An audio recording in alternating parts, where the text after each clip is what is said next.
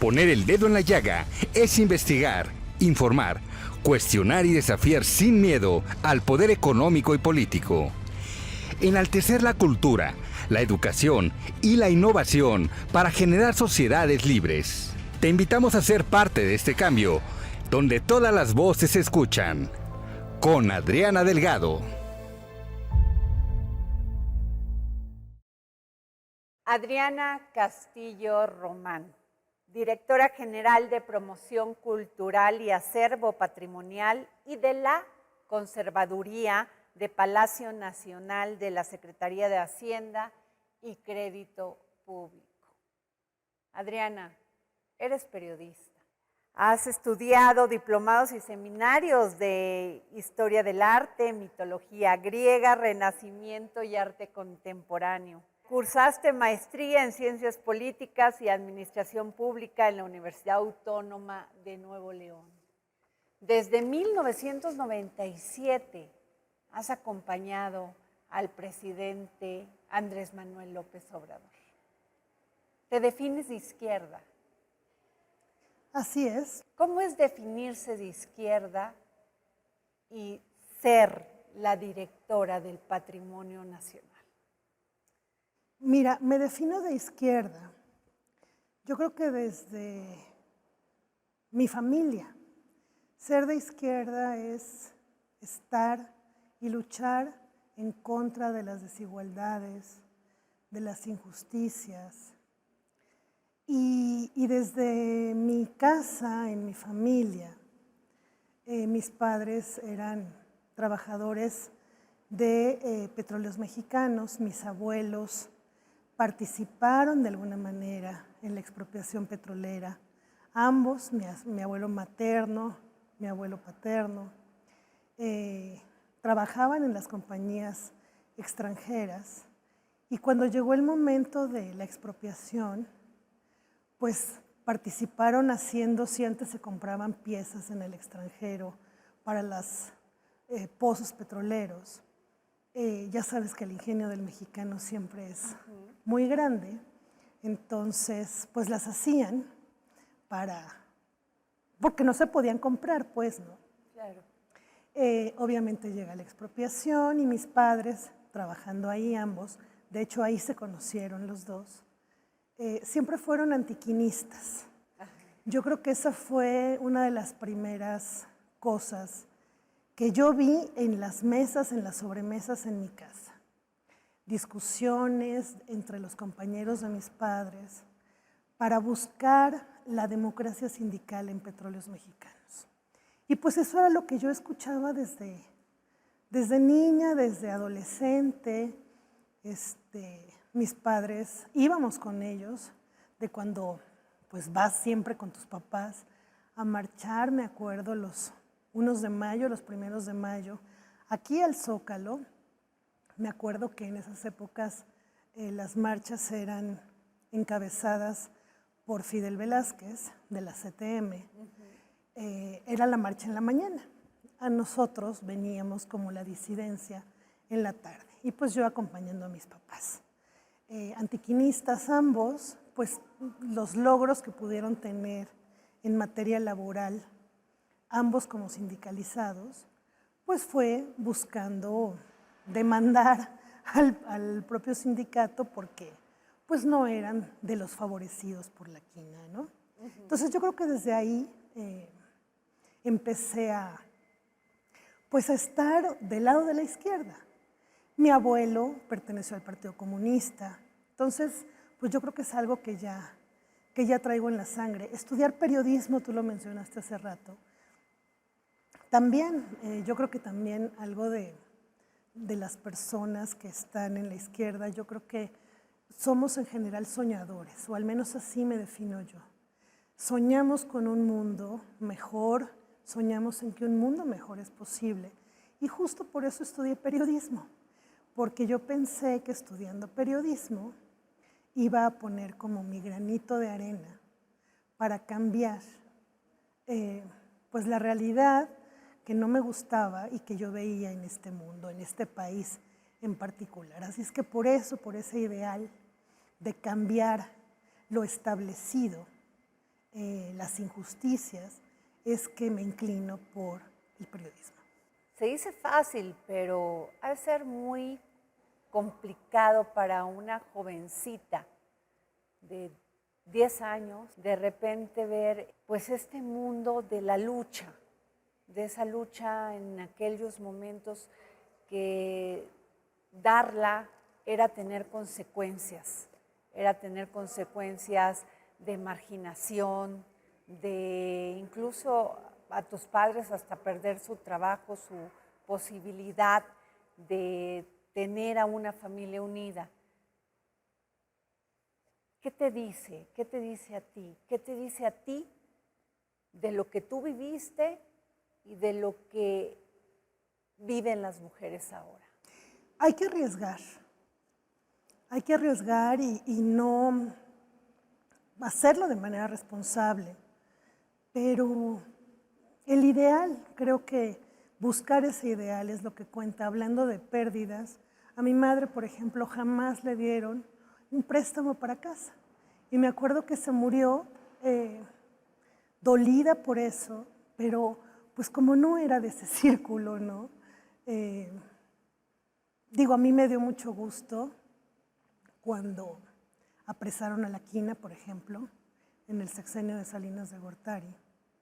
Fue como el primer golpe espectacular que dio, como para aparentar que, pues que iba a haber un cambio en Pemex, ¿no? Y yo decía, bueno, qué bueno que lo encarcelaron, pero qué mal cómo lo hicieron, porque al final creo pues que el cuerpo que apareció en su casa fue sembrado, lo debieron de haber encarcelado por muchas otras cosas y muchas otras irregularidades, no por eso, encontraron el camino de hacerlo por ahí, ¿no? Pero bueno, estábamos hablando del ideal y de lo que arriesgas, pues sí, creo que hay que arriesgarse por ese ideal.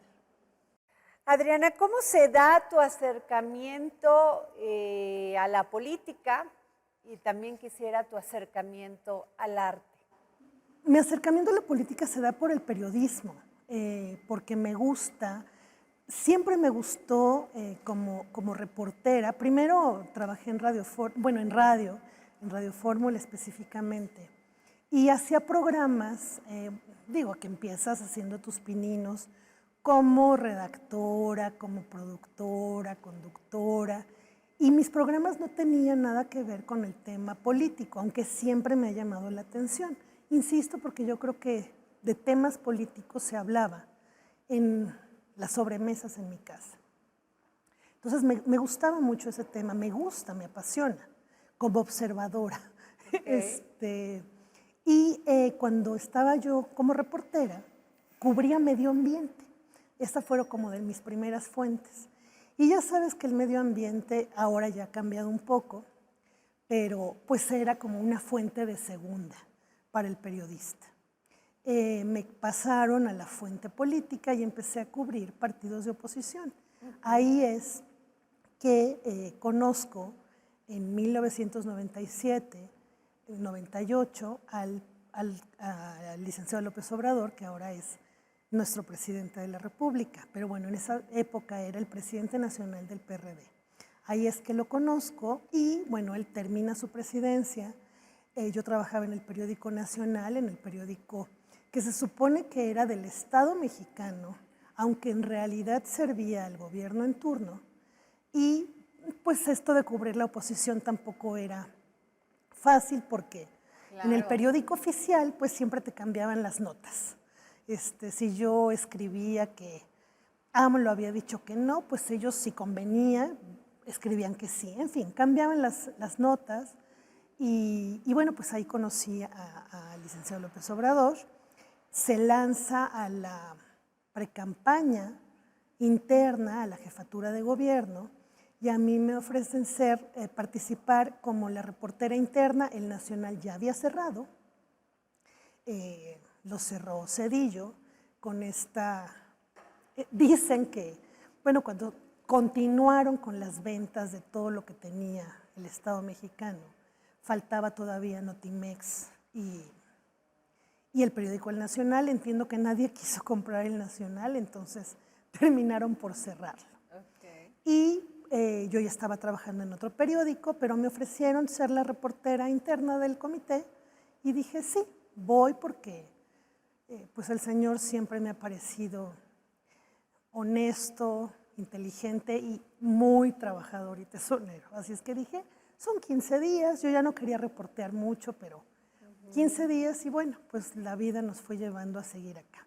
Entonces, la política pues así, pero como observadora, pues, ¿no? Claro. No me veo ni como diputada ni como senadora, nada. O sea, como observadora y estar en primera fila, viendo los acontecimientos políticos, eso es lo que a mí me gusta y yo creo que todos deberíamos de acercarnos a eso. ¿Y cómo me acerco a cuestiones culturales y artísticas? Pues a partir de este gobierno ya de manera formal, pero es un tema también que me interesó, me llamó la atención también desde mi juventud. Recuerdo que estudiaba yo en el Colegio de Ciencias y Humanidades, en el CCH, plantel Naucalpan, y ahí tenía yo que elegir entre 3 materias: ética, estética y filosofía. Y yo dije, no, yo quiero estética. Y me metí a estudiar estética, esa materia, con la maestra, todavía me acuerdo, Raquel Bolaños Cadena, que fue la que en la escuela me acercó al tema de la apreciación artística. Y pues desde ahí, además en mi casa también había como este gusto por las obras de arte, por los museos, por las lecturas. El teatro a mi mamá le gustaba mucho, entonces creo que el acercamiento en general con las bellas artes pues se dio tanto en la escuela como en mi casa. Adriana, tienes 2 direcciones generales, la promoción cultural y el acervo patrimonial y de conservaduría del Palacio Nacional. Se dice fácil, es un gran trabajo. Vives rodeada de arte. Es un gran reto y una magnífica oportunidad de trabajar para el cuidado del patrimonio en general. En esta administración se decidió sumar estas 2 direcciones generales. Antes, bueno, había 2 cabezas, una en la Dirección General de Promoción Cultural y Acervo Patrimonial y otra en la Conservaduría de Palacio Nacional. A propósito de la austeridad republicana y de que el aparato del gobierno le cueste menos a la sociedad, es que desde la transición en el 2018, pues empezamos a ver que algunas funciones se repetían en estas 2 direcciones generales. Las 2 hacían cuestiones de promoción cultural, las 2 organizaban exposiciones. Digo, solo una tenía la conservaduría, pero había también como otra figura parecida dentro del mismo Palacio Nacional. En fin, por cuestiones de austeridad republicana, se decide hacer una sola dirección general. Y creo que me parece una decisión muy acertada, porque tener a una sola cabeza que dirija en general todo lo que tiene que ver con patrimonio cultural, pues hay una sola línea. Claro. Y no estamos ni enfrentándonos con el otro director o no poniéndonos de acuerdo, como supongo que antes sucedían las cosas, pero bueno, se suma en una sola. Y sí, pues el reto es muy grande. Digo, el hilo conductor es el cuidado, la preservación, la difusión del patrimonio cultural, pero en una sola cabeza y de 2 direcciones generales, que ha sido, sí, un reto.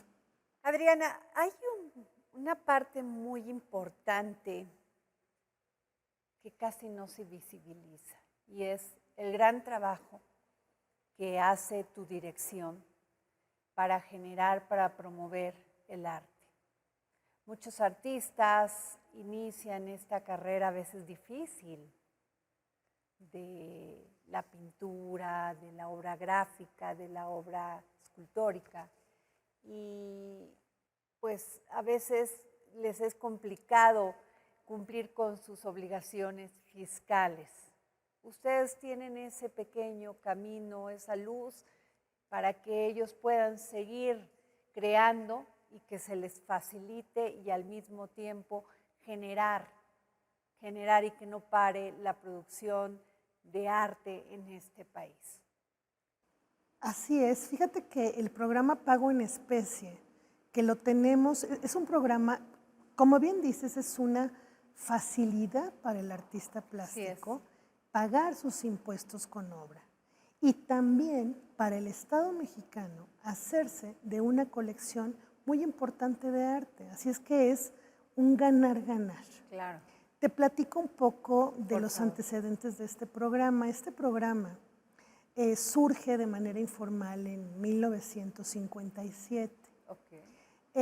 Con Siqueiros hay ahí algunos relatos que se acercaron al entonces director del impuesto sobre la renta, en donde le decía pues que los artistas plásticos sabían crear obras y pintar e imaginar, pero no hacer cuentas y pagar impuestos. Claro. Y entiendo que en esas épocas algunos pues debían impuestos. Entonces le propuso esto al entonces director del impuesto sobre la renta, Hugo B. Margain, y es que llegan poco más de 40 obras de artistas muy relevantes a la Secretaría de Hacienda. Y me refiero a obras de artistas como Diego Rivera, Raúl Anguiano, Chávez Morado, Angelina Belov, Rina Lazo, en fin. Se formaliza este programa hasta 1975, en donde ya hay un decreto y a través de este decreto los artistas se acercan a la al SAT, al Servicio de Administración Tributaria, como cualquier contribuyente y se piden acogerse a este programa para pagar sus impuestos con obra. Hay una tabla dentro del mismo decreto en donde te dice que si tú creaste y vendiste aquí en el país 5 obras, entregas una, más de 10, entregas 2. Y así, esta tabla te lo va diciendo. Y gracias a esto es que ahora pues tenemos entre la colección de pago en especie y de acervo patrimonial, pues poco más de 16,000 piezas, que son custodiadas, insisto, resguardadas, conservadas y que tenemos la obligación de difundir aquí en la Dirección General a mi cargo. ¿Y dónde están? O sea, ¿las vas distribuyendo en los diversos museos que son parte de tu dirección? Así es. Estas obras de arte se encuentran, hay varias maneras. Desde que nosotros llegamos, gran parte de esta colección estaba colocada en oficinas públicas. Además de que tenemos el Museo de Arte de la Secretaría de Hacienda y Crédito Público, que está aquí justo a un costado de Palacio Nacional, en la calle de Moneda número 4, en donde es el Museo de Hacienda y es en donde por excelencia se exhiben estos cuadros. Pero además del museo, los exhibimos en la Galería de Arte de la Secretaría de Hacienda. Y por supuesto que tenemos préstamo de obra para cualquier museo que nos lo pida. Solamente es cuestión de que nos digan cómo en qué exposición están trabajando, para nosotros ver si temáticamente tenemos obra y se hace un convenio de colaboración y se presta la obra. Entonces, digo, es muy sencillo. Y de lo que se trata, pues, es de difundir el arte, de visibilizarlo, porque esto es algo, pues, muy fecundo para todos, ¿no? Claro. Aparte de este museo que se encuentra de la Secretaría de Hacienda y Crédito Público, que está en Moneda, en la calle Moneda, en el centro histórico, tienes también la Galería de Arte de la Secretaría de Hacienda y Crédito Público en los murales de Benito Messenger, de Guatemala 8, Centro Histórica, el Centro Cultural también de la Secretaría de Hacienda, la Biblioteca Miguel Lerdo de Tejada. Pero, por ejemplo, un gobierno estatal, en algunos encuentras museos, ellos pueden hacerte una petición y tú ver en qué obras están trabajando o cómo sería esto, cómo lo pueden hacer. Sí, sí, Adriana, es muy sencillo. Hemos estado en contacto con varias secretarías de cultura de las entidades del país o con distintos museos, inclusive que se ubican aquí en la Ciudad de México, y les facilitamos obra como préstamo para que estén exhibidas en otras exposiciones. Al día de hoy, en lo que llevamos de esta administración, hemos organizado 27 exposiciones, y la mayoría en nuestros recintos, 16, y el resto en otros museos, ya sea de la Ciudad de México o de otras entidades como Guanajuato, San Luis Potosí, el Estado de México, Quintana Roo, etcétera. ¿En las embajadas no, por ejemplo? En las embajadas también hemos prestado obra también para embajadas y igual en cualquier embajada nos pide obra y se las prestamos gracias a estos convenios de colaboración. De lo que se trata es pues, de visibilizar lo más posible todas las obras que tenemos, ¿no? Y no tenerlas guardadas en los depósitos. Adriana, ¿y nunca se ha pensado que se hicieran subastas en este sentido para que alguien que desea adquirir una obra de todo este pues, acervo que tiene la Secretaría de Hacienda pudiese adquirir una obra? Hay obras que son patrimonio, entonces el patrimonio no lo puedes... Claro. No lo puedes vender. Hay otras que pudieran entrar en esta idea, como le estás diciendo, pero no hemos como explorado esa posibilidad. También tienes los acervos hemerográficos y de archivos en las bibliotecas. ¿Nos puedes hablar de esto? Claro que sí. Tenemos actualmente 4 grandes lugares en donde resguardamos más de 270,000 títulos de acervos bibliohemerográficos. En donde se encuentra la mayor parte es en la Biblioteca Miguel Lerdo de Tejada, que además tenemos ahí en la Biblioteca Miguel Lerdo de Tejada, ubicada en República del Salvador, número 49, unos murales de Vladi, poco más de 2,000 metros cuadrados de murales del pintor ruso mexicano Vladi, que además, bueno, además de ir a la biblioteca a consultar algún libro o algún acervo, pues también te deleitas con el mural de las revoluciones y sus elementos. Pero bueno, ese es un lugar en donde tenemos obra, acervos bibliomerográficos, pero además, bueno, y aquí en la Biblioteca Miguel Lerdo de Tejada es la biblioteca de economía más importante de todo el país. Además de la Lerdo, aquí dentro de Palacio Nacional, como parte del recinto a Don Benito Juárez, también tenemos una biblioteca con temas especializados de la Reforma. Tenemos otra que es el Fondo Madero, con el archivo del presidente Francisco I. Madero, y además el Fondo Antonio Ortiz Mena, que está aquí en lo que fuera la Casa de Moneda y que ahora se conoce como el Fondo Antonio Ortiz Mena. Así es que también, además de las obras de arte, de estas 16,000 piezas que yo te comentaba, pues también tenemos acervos bibliohemerográficos y bueno, pues ahí todo con el hilo conductor que es patrimonio al final.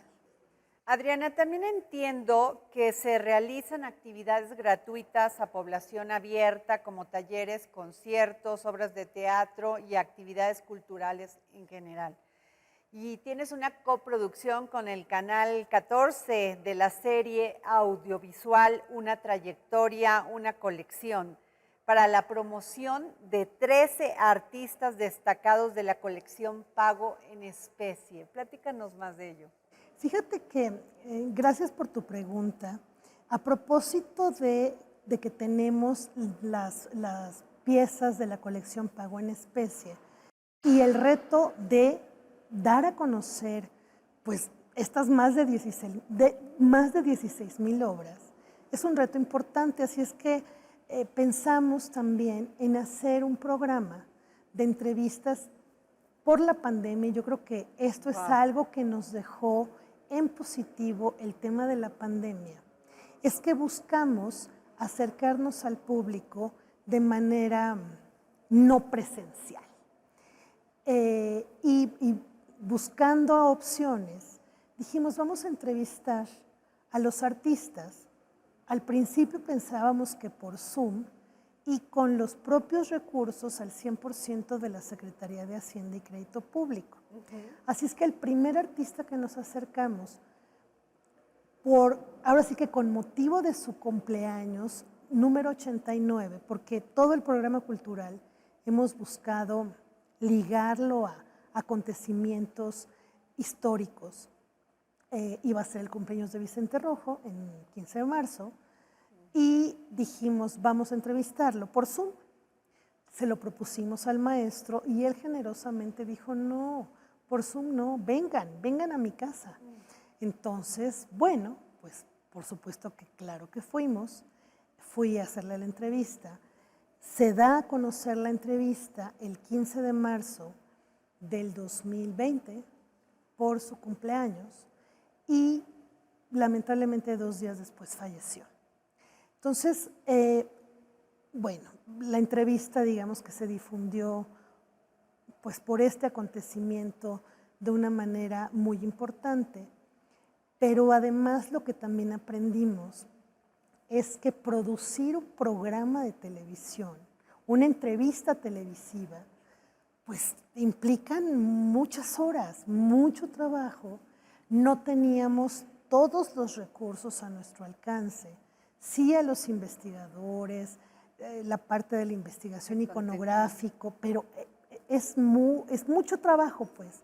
Entonces dije, tengo que acercarme con gente que haga televisión, pues para facilitar toda la parte de la producción en televisión. Así es que me acerqué con Genaro Villamil, el presidente del Sistema Público de Radiodifusión del Estado Mexicano, le platiqué del proyecto y me dijo, adelante. Entonces empezamos a grabar, bueno, elegimos a los 12 artistas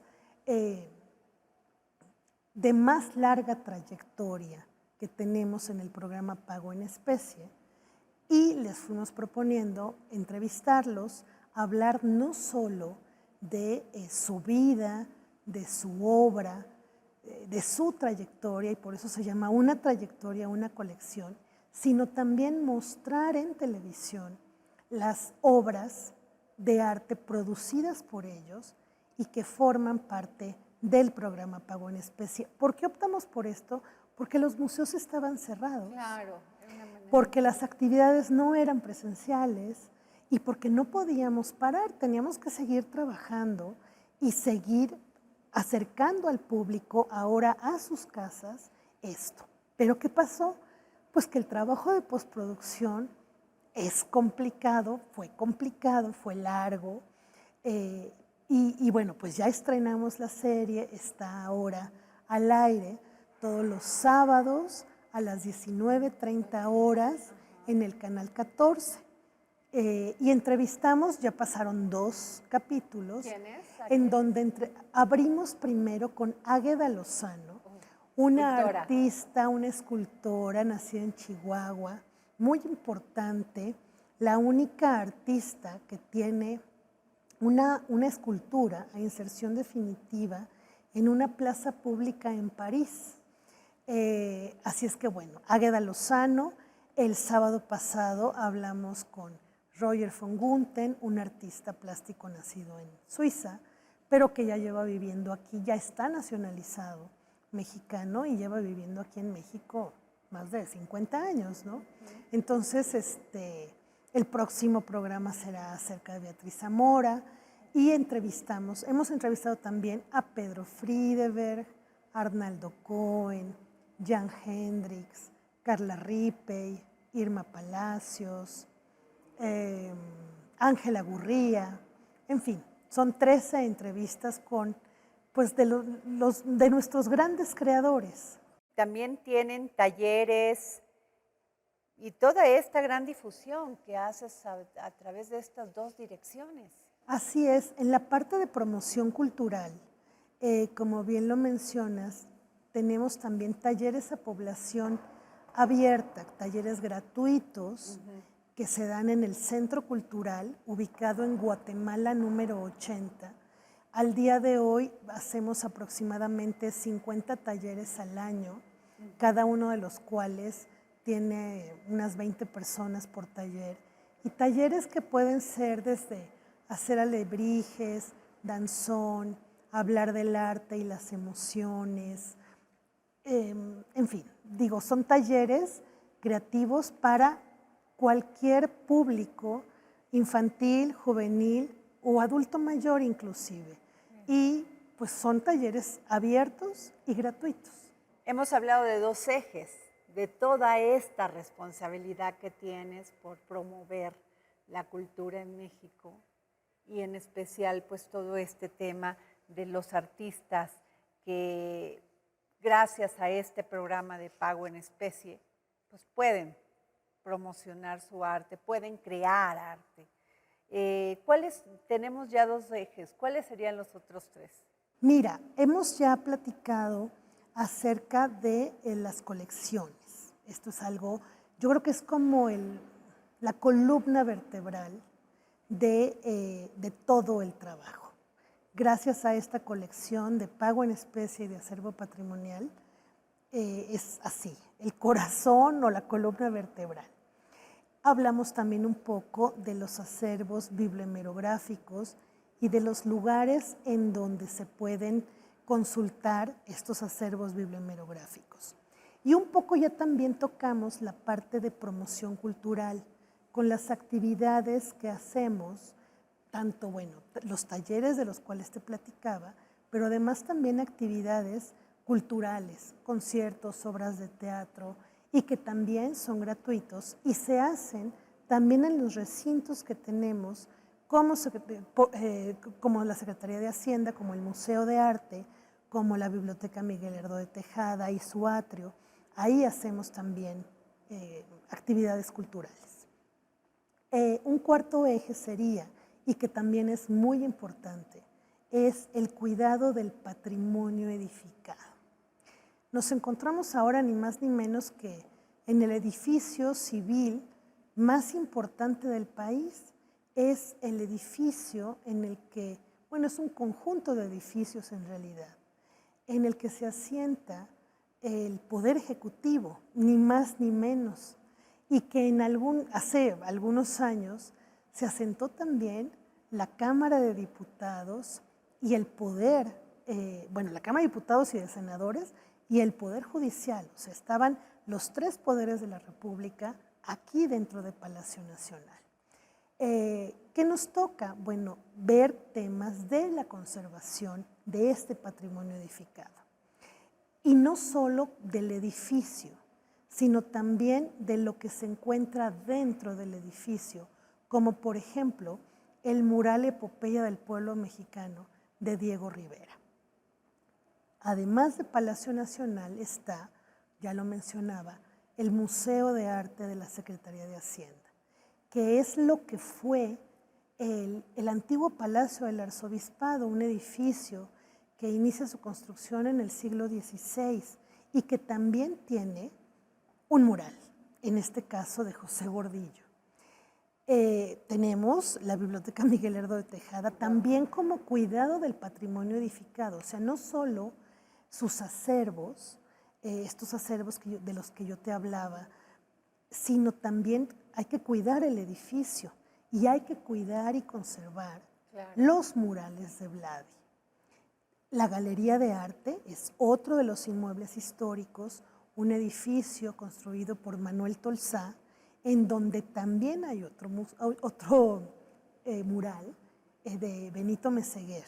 Entonces tenemos, y el Centro Cultural, o sea, son 5 espacios, 5 edificios que tenemos que conservar como patrimonio edificado. Y dentro de ellos, pues ya mencionaba también las actividades que se hacen. Entonces, ese es como el otro eje importante que tenemos dentro de la dirección general.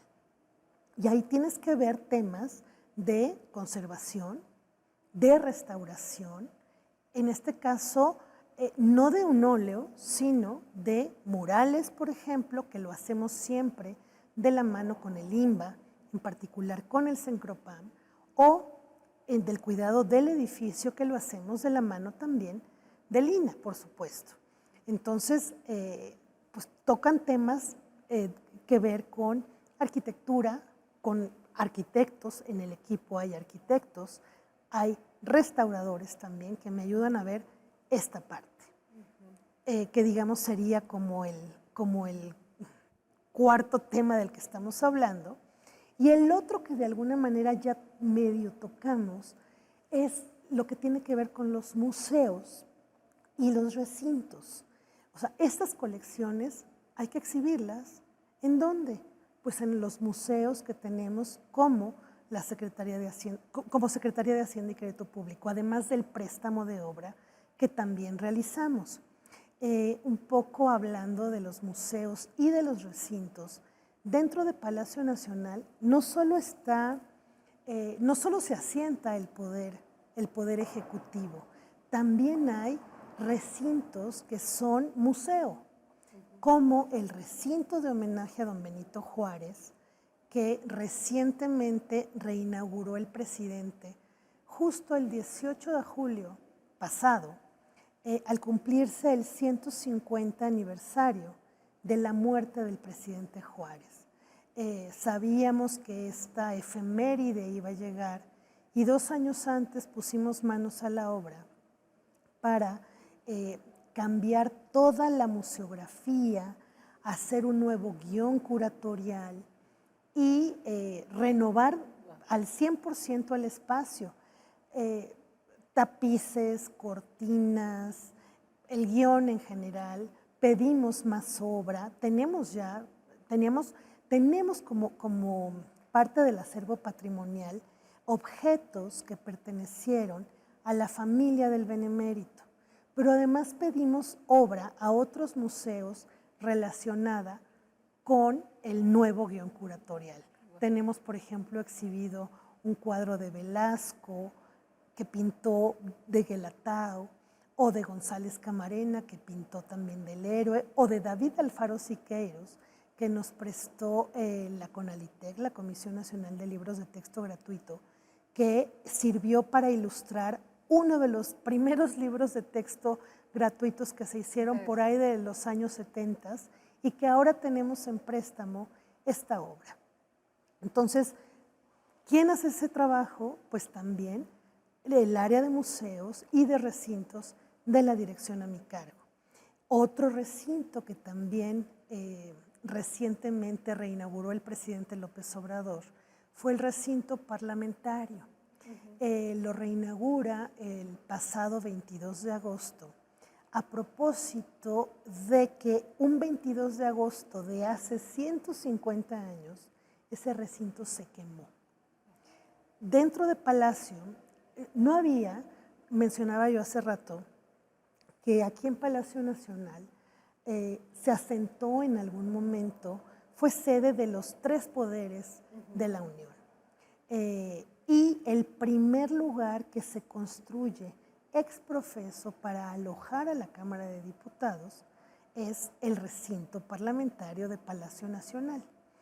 Aquí se asienta y se quema un poco más de un mes después de que el presidente Juárez muere, el 18 de julio de 1872, el 22 de agosto de ese mismo año, el recinto se quema.